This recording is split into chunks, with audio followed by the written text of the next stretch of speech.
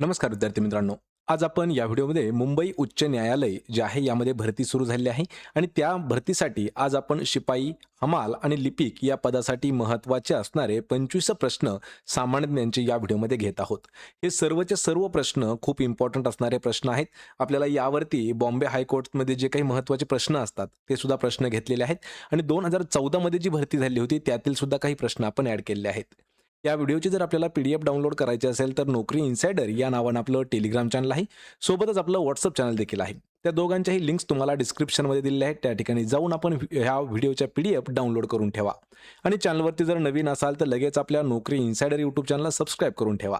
चला तर व्हिडिओला सुरुवात करूया. तर पहा, आपला प्रश्न पहिला आहे, सध्या भारतात एकूण किती उच्च न्यायालय म्हणजेच हायकोर्ट्स आहेत? मित्रांनो, हे जे प्रश्न आहेत ना, हे प्रश्न खूप महत्त्वाचे आहेत. आपल्याला प्रश्नाचं उत्तर येत असेल तर 3 ते 5 सेकंदामध्ये प्रत्येक प्रश्नाचं उत्तर हे कमेंट करून सुद्धा देऊ शकता. म्हणजे आपलं रिव्हिजन देखील याच व्हिडिओमध्ये होऊन जाईल. भारतामध्ये सध्या एकूण किती उच्च न्यायालय आहेत? आणि या प्रश्नाचं योग्य उत्तर असणार आहे पर्याय क्रमांक 2. तर भारतामध्ये सध्या टोटल 25 उच्च न्यायालय आहेत. मित्रांनो, लक्षात ठेवायचे की यावरचं काही डिस्क्रिप्शन जे आहे किंवा डीप विश्लेषण जे आहे ते देखील आपण काही व्हिडिओमध्ये घेतलेलं आहे. पर्याय क्रमांक 2 आपलं उत्तर होईल. यानंतरचा प्रश्न आहे, लोकशाही, लोकांचे विचार, लोकांद्वारे, लोकांसाठी अशी मागणी परिभाषित कोणी केलेली होती? म्हणजे सरळ सरळ आपल्याला व्याख्या काय विचारलेली आहे या ठिकाणी असं खालीलपैकी कोणी व्याख्या दिली होती? की ती व्याख्या अशी आहे की लोकशाही म्हणजे काय, तर लोकांचं सरकार, लोकांद्वारे निवडलेलं आणि लोकांसाठी उपयुक्त असणारं, ही जी व्याख्या आहे ही व्याख्या कोणाची आहे? तर या प्रश्नाचं उत्तर असणार आहे ऑप्शन क्रमांक 2, जे अब्राहम लिंकन आहेत यांची व्याख्या आहे पहा लोकशाहीची. ऑप्शन क्रमांक 2 आपलं या प्रश्नाचं उत्तर होईल. यानंतरचा प्रश्न आहे, नौटंकी हे पारंपरिक लोकनृत्य कोणत्या राज्यामध्ये प्रचलित आहे? या ठिकाणी मित्रांनो, थोडासा जो प्रश्न आहे हा कन्फ्युजन आहे आणि यामध्ये ऑप्शनमध्ये सुद्धा कन्फ्युजन थोडंसं असणार आहे. तर नौटंकी हे जे लोकपारंपरिक नृत्य आहे, लक्षात ठेवायचे, तर हे नृत्य मुख्यतः उत्तर प्रदेश या राज्यामध्ये प्रचलित आहे. मुख्यतः लक्षात ठेवा. राजस्थानमध्ये सुद्धा घेतलं जातं, पण या ठिकाणी ज्यावेळेस असा प्रश्न आपल्याला विचारला जातो, तर त्यावेळेस लक्षात ठेवायचं की तो मुख्य प्रकार जो आहे, लोकनृत्य प्रकार जो मुख्य कोणत्या राज्यामध्ये होतो, तर तो होतो पहा उत्तर प्रदेशमध्ये. पर्याय क्रमांक 4 आपलं या प्रश्नाचं उत्तर होईल. आणि अशाच पद्धतीमध्ये जेवढे काही महत्त्वाचे 28 राज्य आणि प्रत्येक राज्यामध्ये जे काही लोकनृत्य आहे ते कोणतं असतं, कोणतं साजरं केलं जातं, तर त्यावर सुद्धा आपण एक डिटेल्समध्ये व्हिडिओ घेतलेला आहे. त्याचीही लिंक तुम्हाला डिस्क्रिप्शनमध्ये मिळून जाईल. या प्रश्नाचं उत्तर काय होईल? ऑप्शन क्रमांक 4. यानंतरचा प्रश्न आहे, महात्मा गांधी यांनी सत्याग्रह प्रथम कोणत्या ठिकाणी सुरू केला होता? महात्मा गांधी यांचा सर्वात पहिला सत्याग्रह जो आहे तो कोणत्या ठिकाणाहून सुरू झालता किंवा कोणत्या ठिकाणी सुरू केला होता? तर ते जे ठिकाण आहे ते आहे ऑप्शन क्रमांक 2, तर चंपारण्य या ठिकाणी महात्मा गांधी यांनी सर्वात पहिला सत्याग्रह सुरू केला होता. पर्याय क्रमांक 2 आपलं या प्रश्नाचं उत्तर होईल. यानंतरचा प्रश्न आहे, खालीलपैकी कोणत्या किल्ल्याला ब्रिटिश लोक पूर्वेकडील जिब्राल्टर म्हणून ओळखत असत? खालीलपैकी असा कोणता किल्ला आहे की या किल्ल्याला ब्रिटिश लोक जे आहेत हे पूर्वेकडील जिब्राल्टर म्हणून ओळखत असत? आणि मित्रांनो, हा जो प्रश्न आहे हा आपल्याला पोलीस भरतीमध्ये सुद्धा विचारण्यात आला होता. हा प्रश्न आपल्याला वनरक्षक भरती जी झाली 2019ला त्यामध्ये सुद्धा विचारण्यात आला होता. हा प्रश्न 2014च्या तलाठी भरतीमध्ये सुद्धा विचारण्यात आलेला होता. म्हणजे हे जे प्रश्न आहेत ते बेसिक प्रश्न आणि इम्पॉर्टंट असणारे प्रश्न असतात. तर या प्रश्नाचं योग्य उत्तर असणार आहे ऑप्शन क्रमांक 3, जो रायगड किल्ला आहे, तर रायगड या किल्ल्याला ब्रिटिश लोक पूर्वेकडील जिब्राल्टर या नावानं ओळखत होते. पर्याय क्रमांक 3 आपलं या प्रश्नाचं उत्तर होईल. यानंतरचा प्रश्न आहे, खालीलपैकी कोणत्या राज्यात पहिले आधार कार्ड जारी करण्यात आले होते? जे भारतामध्ये सध्या आधार कार्ड सुरू आहे, तर प्रश्न असा विचारलाय की ते आधार कार्ड सर्वात पहिल्यांदा कोणत्या राज्यामध्ये सुरू करण्यात आलं होतं? तर या प्रश्नाचं योग्य उत्तर होईल पर्याय क्रमांक 2, तर महाराष्ट्र हे जे राज्य आहे, या राज्यामध्ये सर्वात पहिल्यांदा आधार कार्ड जे आहे हे सुरू करण्यात आलेलं आहे. पर्याय 2 आपलं उत्तर होईल. प्रश्न क्रमांक 7 आहे, अकबराचे चरित्र ज्याला अकबरनामा म्हणून ओळखतात, तर हे खालीलपैकी कोणत्या भाषेमध्ये लिहिण्यात आलेलं आहे? पहा, यावरती आपल्याला 2 प्रश्न अशा पद्धतीने विचारले होते. अकबराचं चरित्र काय आहे? तर ते आहे अकबरनामा. लक्षात ठेवा, कोणतं? अकबरनामा आहे, अकबराचं चरित्र आहे. पण या ठिकाणी प्रश्न काय विचारला, की ते कोणत्या भाषेमध्ये लिहिलेलं आहे? तर ते लिहिलेलं आहे ऑप्शन क्रमांक 4 तर फारसी भाषेमध्ये ते लिहिलेलं आहे. त्याला इंग्रजीमध्ये पर्शियन म्हणतात पहा. तर या भाषेमध्ये लिहिलेला आहे अकबरनामा. पर्याय 4 आपलं या प्रश्नाचं योग्य उत्तर होईल. प्रश्न 8वा आहे, भारतातील पहिल्या महिला राष्ट्रपती खालीलपैकी कोण होत्या? आपल्याला महिला, जी भारतातील पहिली महिला आहे, यावरती हा इम्पॉर्टंट प्रश्न आहे. पहा, भारतातील पहिल्या महिला राष्ट्रपती विचारलेला आहे आणि या ठिकाणी योग्य उत्तर असणार आहे ऑप्शन क्रमांक 1 तर प्रतिभा पाटील ह्या ज्या आहेत, हे आपल्या भारताच्या पहिल्या महिला राष्ट्रपती होत्या. आणि या ठिकाणी सध्या आहेत द्रौपदी मुर्मू, सध्या सुरू आहे डिसेंबर 2025. तर यामध्ये द्रौपदी मुर्मू ह्या सध्या भारताच्या राष्ट्रपती आहेत. पण ह्या दुसऱ्या क्रमांकाच्या महिला आहेत आणि आदिवासी महिला म्हणून ह्या पहिल्या क्रमांकाच्या राष्ट्रपती ठरल्या आहेत आणि महिला राष्ट्रपती आहेत पहिल्या प्रतिभा पाटील. पर्याय 1 आपलं या प्रश्नाचं उत्तर होईल. यानंतरचा प्रश्न आहे, भारतातील 25वे उच्च न्यायालय कोणते आहे? भारतातलं 25व्या क्रमांकाचं उच्च न्यायालय. यापूर्वी आपण एक प्रश्न पाहिला, की भारतामध्ये एकूण किती उच्च न्यायालय आहेत? सर्वांना माहीत झालं भारतामध्ये 25 उच्च न्यायालय आहेत. पण या ठिकाणी प्रश्न विचारला, की 25व्या क्रमांकाचं उच्च न्यायालय हे कोणतं आहे? आणि या प्रश्नाचं योग्य उत्तर असणार आहे ऑप्शन क्रमांक 2 तर आंध्र प्रदेश उच्च न्यायालय जे आहे, हे भारतातील 25व्या क्रमांकाचं उच्च न्यायालय आहे. जे आंध्र प्रदेशची राजधानी जी आहे पहा अमरावती, तर या अमरावती शहरामध्ये ते स्थित आहे. पर्याय क्रमांक 2 आपलं या प्रश्नाचं योग्य उत्तर होईल. यानंतरचा प्रश्न आहे, भारताच्या मुख्य भूमीपासून श्रीलंका हा देश कोणत्या सामुद्रधुनीमुळे वेगळा झालेला आहे? महत्वाचा प्रश्न आहे हा देखील. भारताच्या भूगोलावरती हा प्रश्न खूप वेळा विचारण्यात आलेला आहे. भारताच्या मुख्य भूमीपासून श्रीलंका हा देश वेगळा आहे. पण कोणत्या सामुद्रधुनीमुळे तो वेगळा झालेला आहे? तर ती सामुद्रधुनी आहे ऑप्शन क्रमांक 2 पाल्कची सामुद्रधुनी. पर्याय क्रमांक 2 आपलं या प्रश्नाचं उत्तर होईल. यानंतरचा प्रश्न आहे, ग्रामपंचायतीचे दैनंदिन कामकाज पाहण्यासाठी शासनाने नेमलेला व्यक्ती म्हणजे डॅश होय. मित्रांनो, हा प्रश्न खूप इम्पॉर्टंट आहे, कारण हा प्रश्न आपल्याला ग्रामसेवक भरतीमध्ये विचारण्यात आलेला होता. हा प्रश्न तलाठी भरती 2019 मध्ये सुद्धा विचारण्यात आलेला होता. म्हणजे प्रश्न थोडासा समजावून घ्या, थोडासा कॉम्प्लिकेटेड आहे. तर ग्रामपंचायतीचं दररोजचं काम पाहण्यासाठी शासनाने नेमून दिलेला जो व्यक्ती आहे, तर तो असतो पहा ग्रामसेवक. ग्राम म्हणजे काय? गाव. तर लक्षात ठेवायचे, ग्रामसेवक म्हणजे गावचं किंवा ग्रामपंचायतीचं दररोजचं कामकाज पाहणारा असतो ग्रामसेवक. पण काही विद्यार्थी आपलं तलाठी म्हणून लिहितात. लक्षात ठेवा, तलाठी जो आहे तो तलाठी होत नाही. ग्रामसेवक असतो दैनंदिन काम पाहणारा ग्रामपंचायतीसाठी. पर्याय 1 आपलं या प्रश्नाचं उत्तर होईल.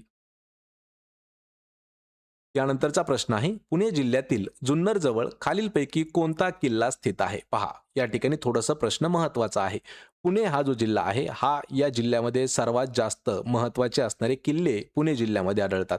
आपल्या महाराष्ट्रामध्ये खूप सारे असे किल्ले आहेत की ते पुण्यामध्ये स्थित आहेत.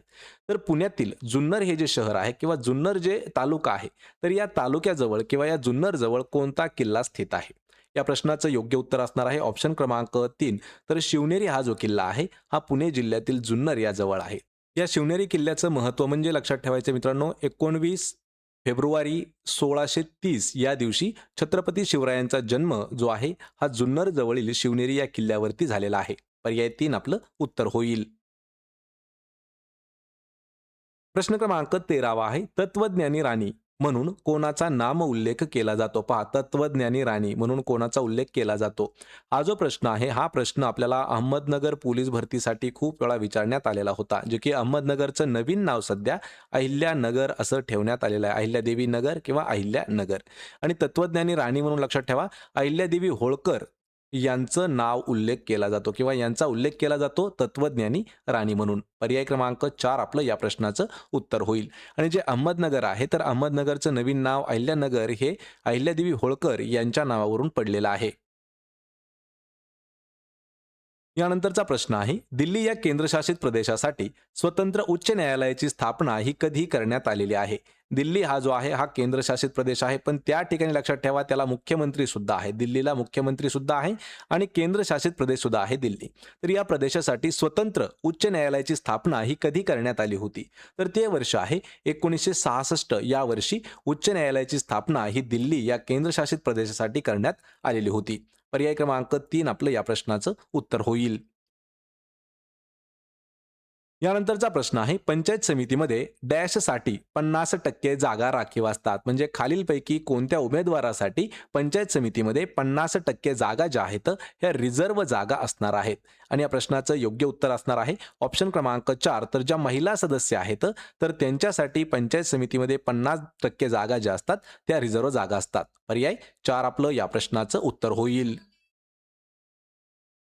यानंतरचा प्रश्न आहे, उच्च न्यायालयातील न्यायाधीशांची संख्या ठरवण्याचा अधिकार हा खालीलपैकी कोणाकडे असतो?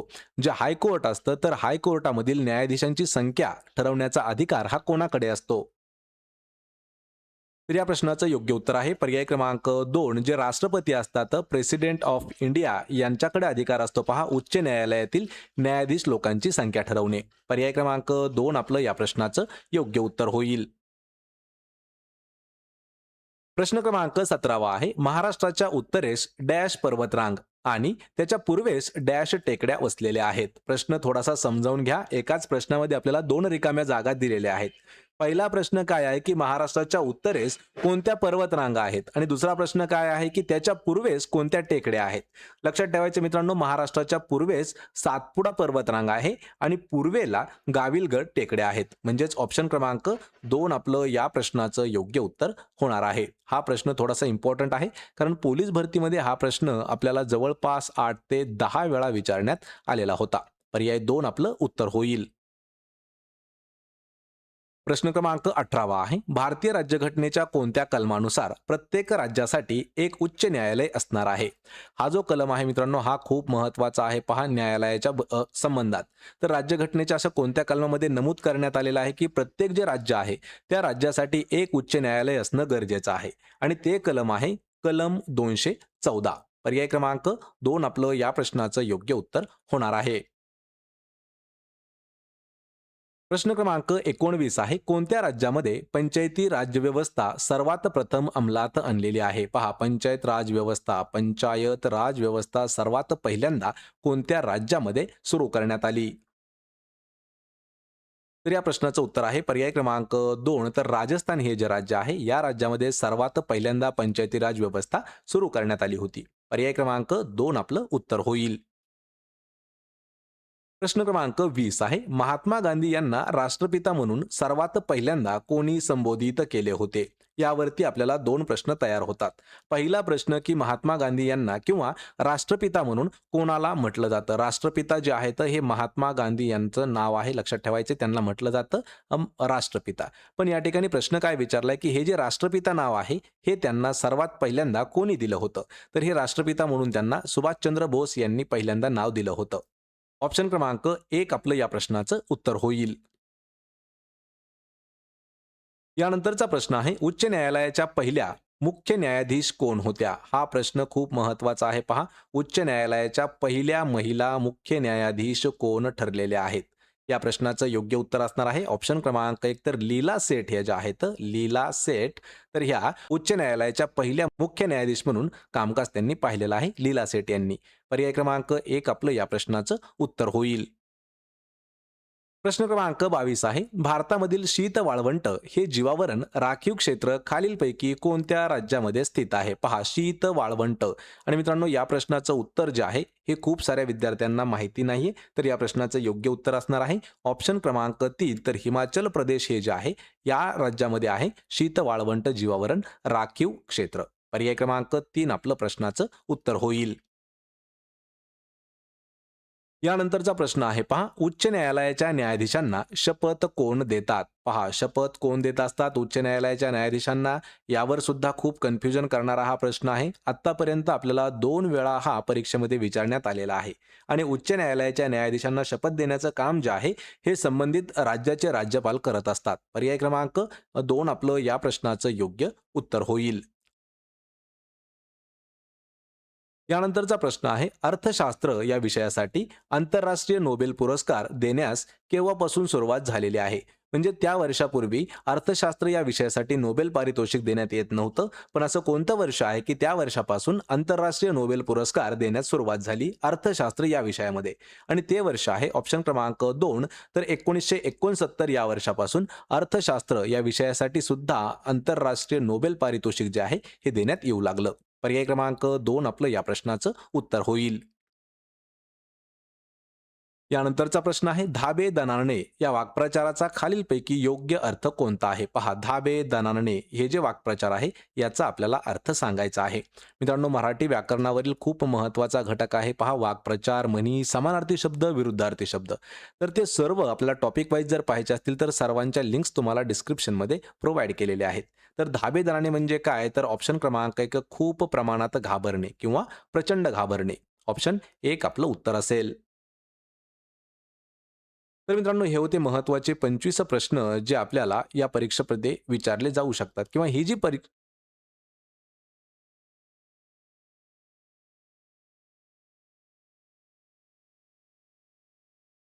तर मित्रांनो, हे होते महत्त्वाचे 25 प्रश्न जे इम्पोर्टंट म्हणून आपण घेतले होते. या 25 प्रश्नापैकी आपल्याला किती प्रश्नाची उत्तरं देता आलं हे मला कमेंट करून नक्की सांगा. व्हिडिओ जर आवडला तर व्हिडिओला आपल्या लाईक करा, मित्रांमध्ये व्हिडिओ शेअर करा आणि आपल्या नोकरी इन्सायडर यूट्यूब चॅनलला सबस्क्राईब करून ठेवा. प्रत्येक व्हिडिओची PDF अगदी फ्रीमध्ये मिळवायची असेल तर आपलं टेलिग्राम चॅनल आहे, त्याची लिंक तुम्हाला डिस्क्रिप्शनमध्ये मिळून जाईल. आपण भेटूया पुढच्या एका अशाच नवीन व्हिडिओमध्ये. तोपर्यंत जय हिंद, जय महाराष्ट्र.